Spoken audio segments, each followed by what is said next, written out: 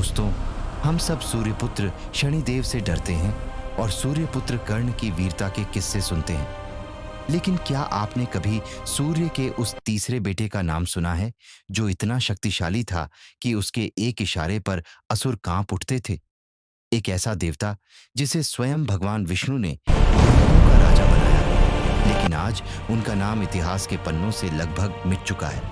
आज की कहानी उसी बेटे की है जिसने अपनी मां को घोड़ी बनते देखा और जिसका जन्म एक ऐसे श्राप से जुड़ा था जिसने पूरे ब्रह्मांड को हिला दिया था।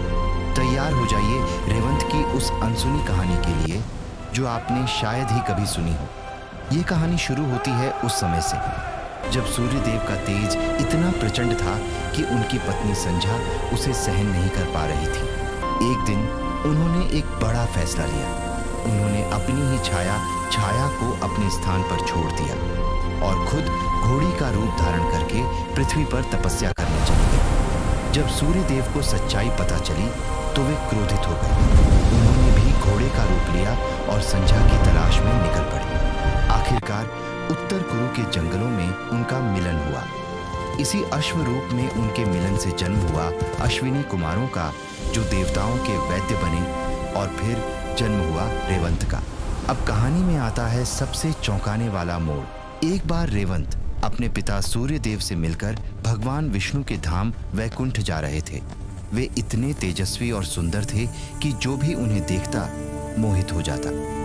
माता लक्ष्मी, जो उच्चैश्रवा घोड़े को अपना भाई मानती थीं, रेवंत के घोड़े की सुंदरता में इतनी खो गईं कि उन्होंने विष्णु जी की बात तक सुनना बंद कर दिया। लक्ष्मी। विष्णु जी ने उन्हें 3 बार पुकारा, लक्ष्मी। लेकिन लक्ष्मी जी की नजरें नहीं हटी। तब विष्णु जी ने क्रोधित होकर लक्ष्मी। कहा, देवी, मेरे पास होकर भी तुम एक घोड़े में इतनी मग्न हो? जाओ, मैं तुम्हें श्राप देता हूं कि तुम पृथ्वी पर घोड़ी बनकर जन्म लोगी। एक पल की गलती और सब कुछ बदल गया। रेवंत को बहुत दुख हुआ कि उनकी वजह से माता लक्ष्मी को श्राप मिला। उधर लक्ष्मी जी अश्वी बनकर पृथ्वी पर भटकने लगी और वर्षों तक तपस्या करती रहीं। लेकिन यहाँ एक छुपा हुआ रहस्य है। रेवंत ने तय किया कि वे लक्ष्मी जी की रक्षा करेंगे। बिना किसी को बताए वे उस जंगल में रहने लगे जहां लक्ष्मी जी तप कर रही थीं, एक अनजाने रक्षक बनकर।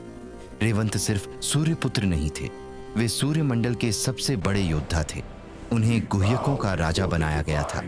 गुह्यक वे रहस्यमयी शक्तियां हैं जो पहाड़ों और गुफाओं में रहती हैं। रेवंत का काम था इंसानों को चोरों, जंगली जानवरों और बुरे सपनों से बचाना। पुराणों में कहा गया है कि जो व्यक्ति यात्रा पर निकलने से पहले रेवंत का नाम लेता है वह कभी रास्ता नहीं भटकता और न ही उसे कोई लूट सकता है। लेकिन सवाल ये है, इतनी शक्ति होने के बाद भी आज उनकी पूजा क्यों नहीं होती?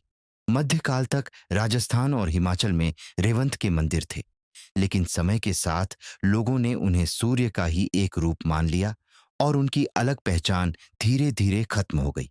हमने कर्ण को याद रखा क्योंकि वो महाभारत में थे, शनि को याद रखा क्योंकि हम उनसे डरते हैं, लेकिन रेवंत, जो हमारी रक्षा करते थे, उन्हें हम भूल गए। अंत में माता लक्ष्मी श्राप मुक्त होकर विष्णु जी के पास लौट गईं, लेकिन उन्होंने रेवंत को आशीर्वाद दिया, जो भी तुम्हारी कथा सुनेगा उसके घर में कभी धन और सुरक्षा की कमी नहीं होगी। तो दोस्तों, क्या आप रेवंत के बारे में पहले जानते थे? क्या हमें सूर्य के इस भूले बिसरे बेटे को फिर से सम्मान नहीं देना चाहिए? कमेंट में लिखिए जय रेवंत देव और इस वीडियो को उन दोस्तों के साथ जरूर शेयर करें जो अक्सर यात्रा करते हैं, ताकि रेवंत उनकी रक्षा करें। ऐसी ही अनसुनी कहानियों के लिए चैनल को जरूर सब्सक्राइब करें। राधे राधे।